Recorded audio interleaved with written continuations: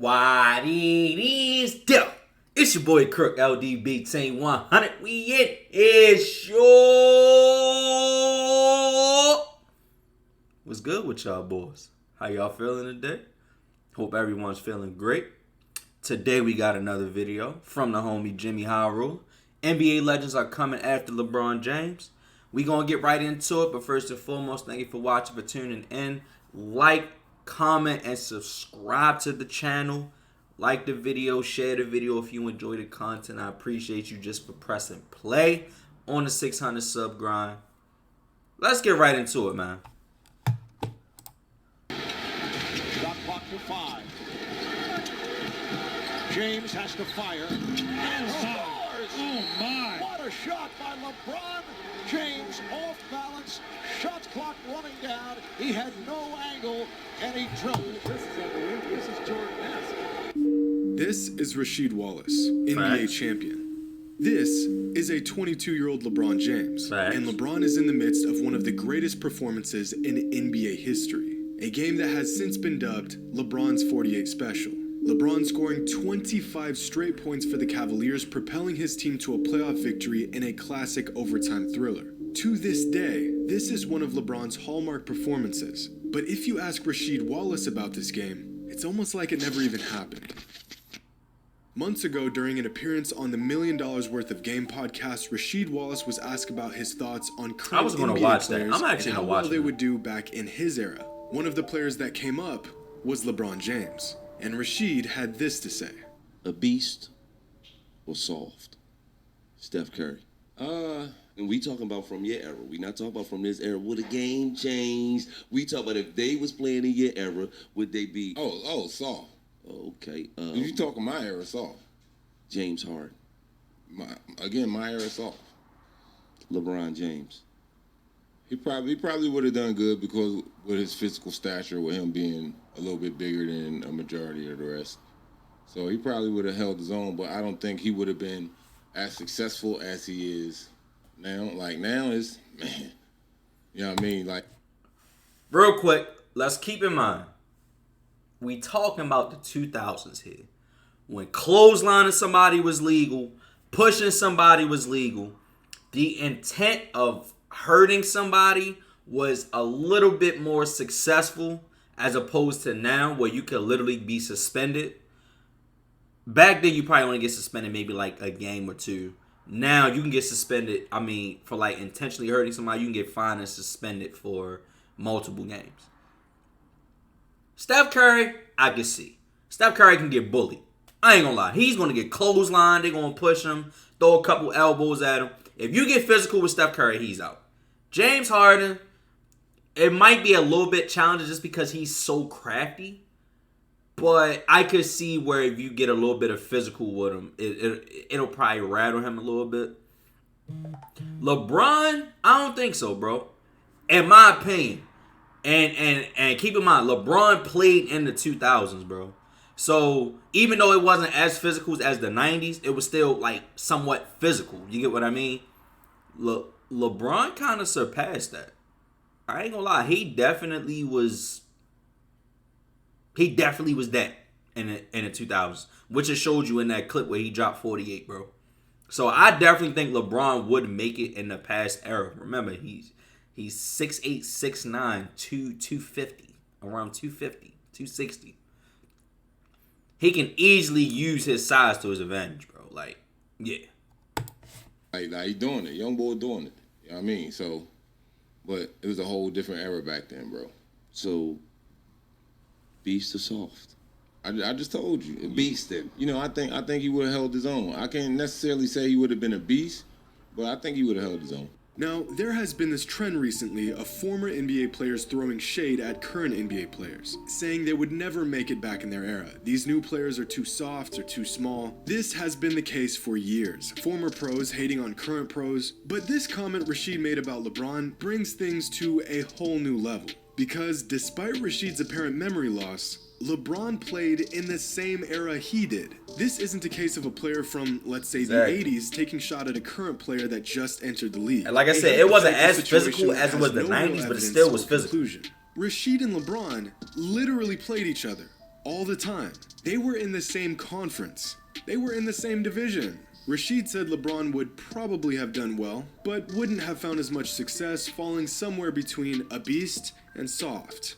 But history says otherwise. Now, Rasheed Wallace played in the NBA for 16 seasons, his prime taking place from the 1999-2000 season to the 2006-2007 season.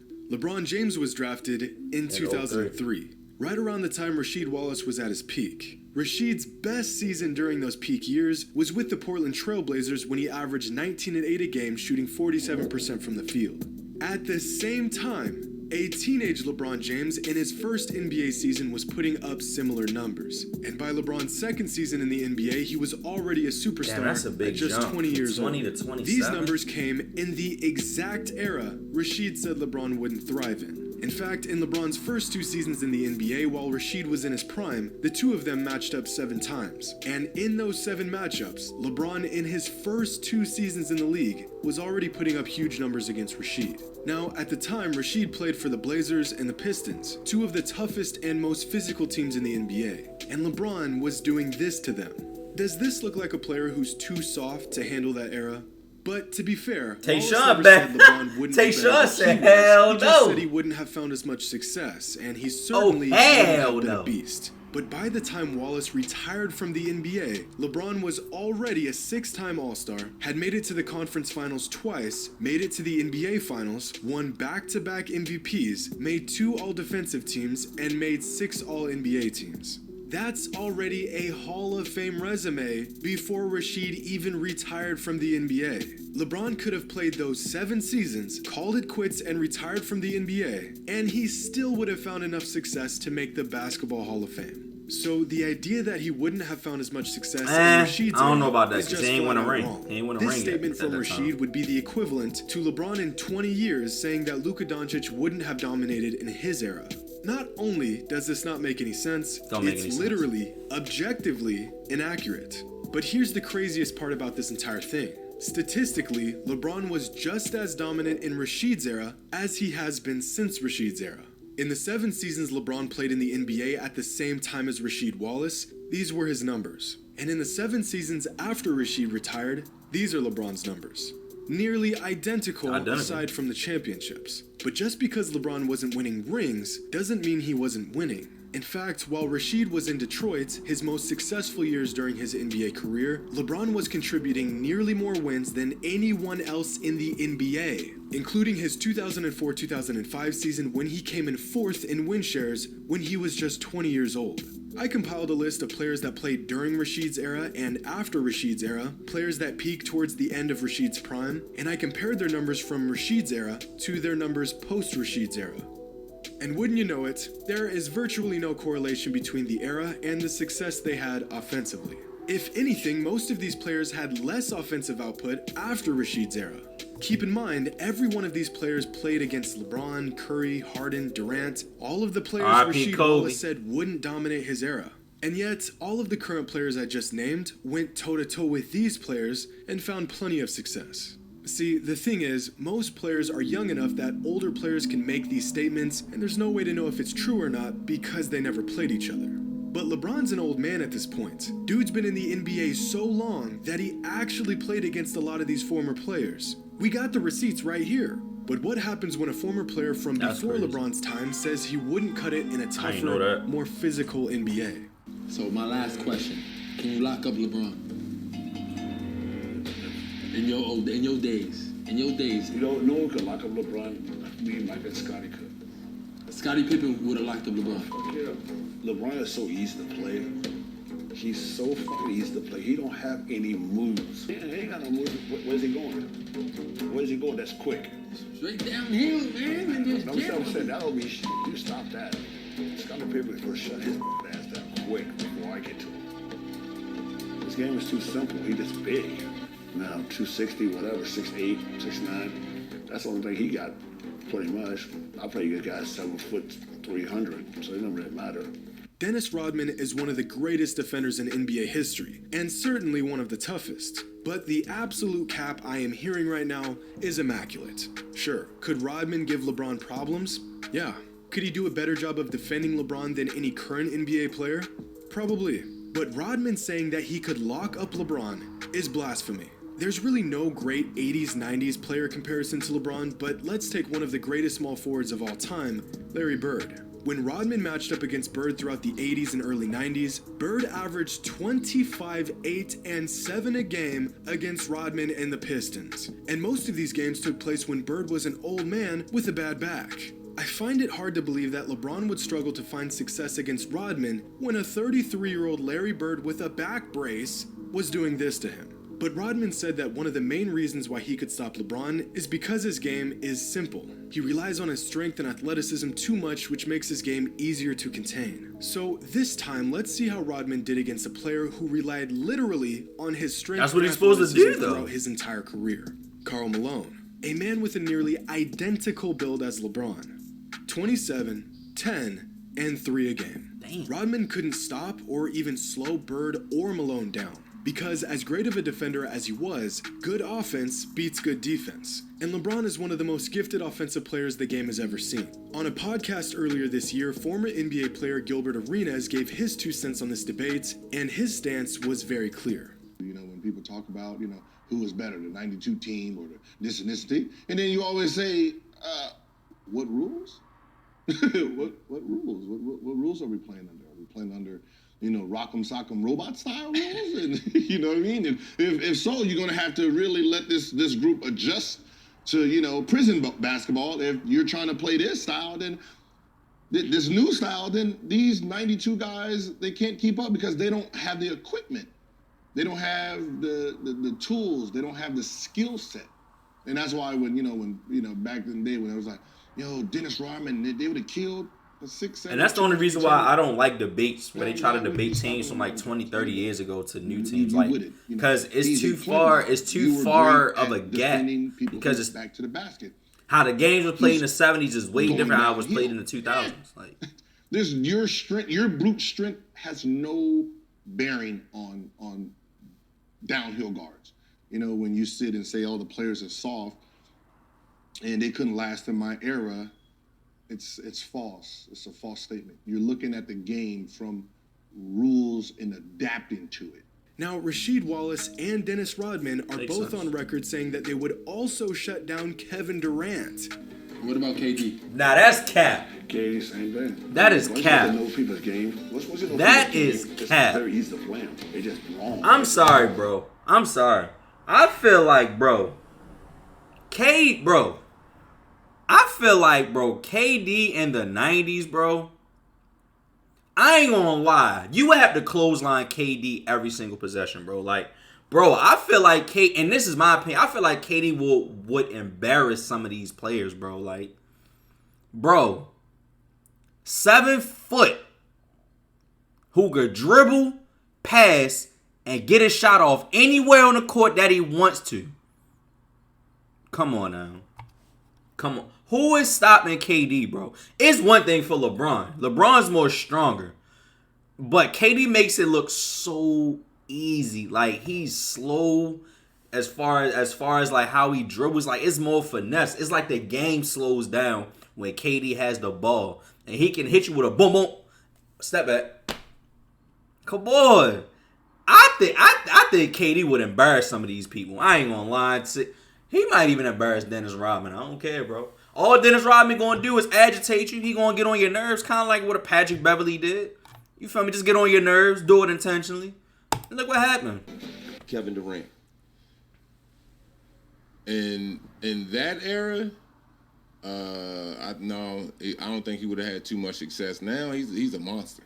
And I'm starting to see a trend here. It's almost like Rasheed and Rodman are contributing Durant's success not to the fact that he's a 7-foot sharpshooting demigod with a handle, but rather simply because of the era he plays in. As if similar to LeBron, if KD played in their era, he would be just another good scorer. One of many. But here's the thing. Neither Rasheed or Dennis have ever played against a player like Durant in their entire careers. There's never been a player like him. And if there hasn't been a single defender in Durant's 14-year NBA career that could stop, you can't stop that, bro. What makes these former players think you can't stop that, bro. I don't care what you do to Durant. You can't Bump stop him, talk trash, hand check him, clothesline him, poke his eye out. It doesn't matter. The dude is still putting buckets on your head. That's how generational talent works. You cannot stop him. You can only hope to contain him. Doesn't matter who you are or what era you played in. A lot of older NBA players feel like the... Real quick, PJ Tucker. We gotta give that boy some credit. Even when KD was still dropping his 30 and his 28, PJ Tucker was still classified as playing great defense on KD. Just let that sink in.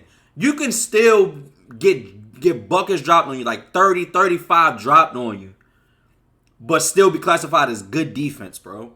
That just tells you how special of a player KD was. Yo, PJ Tucker, listen, bro. PJ Tucker played the best defense you could ever play on KD. Ever. Ever. He got physical. He ain't let him get what he wanted. And if KD was going to get what he wanted, he was going to work for what he wanted. He was going to have to put a little oomph in it. You feel me? Backing him back to the basket, all that. Like, no, like, I'm here. Like, I'm here. NBA has become like, soft, no, and bro, I ain't gonna lie. I think KD KD was smoke half would not be useful in their era. Today's players are just too soft. Or I'm saying it. I think KD was smoke Dennis Rodman or Rasheed Wallace. I ain't gonna lie to you.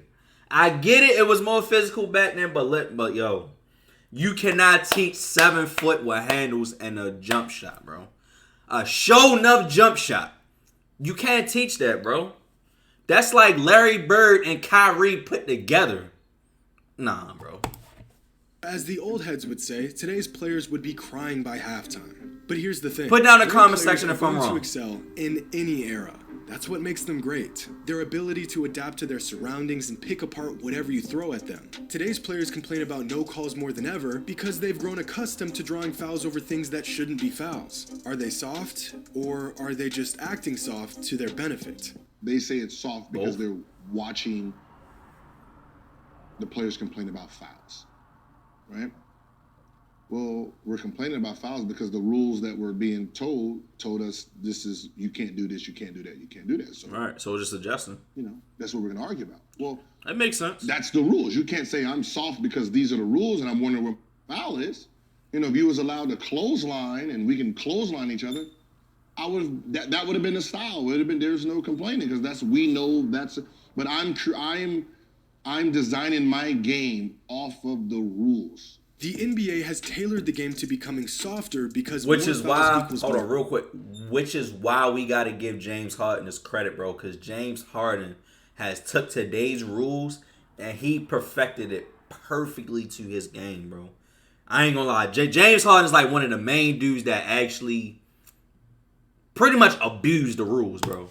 I ain't gonna lie. And more points means more superstars, which the league can then market to fans to sell more tickets, more jerseys, and so on. There's a reason why as LeBron's career has progressed, he has complained and flopped more and more each season. LeBron literally bullied grown men in Rasheed's era. But just like every other current NBA player, he's adjusted his game to suit the current rules and situations. This is the same reason why a guy like Reggie Miller is still considered to be one of the greatest shooters of all time, despite having a worse career three-point percentage than Bren Forbes. Because we can all assume that if Reggie played in today's era, he would have practiced shooting more threes, he would have played in a system better suited for shooting more threes, and he would have taken more threes. He would adjust his game according to what the league demands. At the end of the day, this all just comes down to generational bias. It's in our nature to want to preserve and protect things that we care about. Most people are subjectively sentimental over things that they like from their time.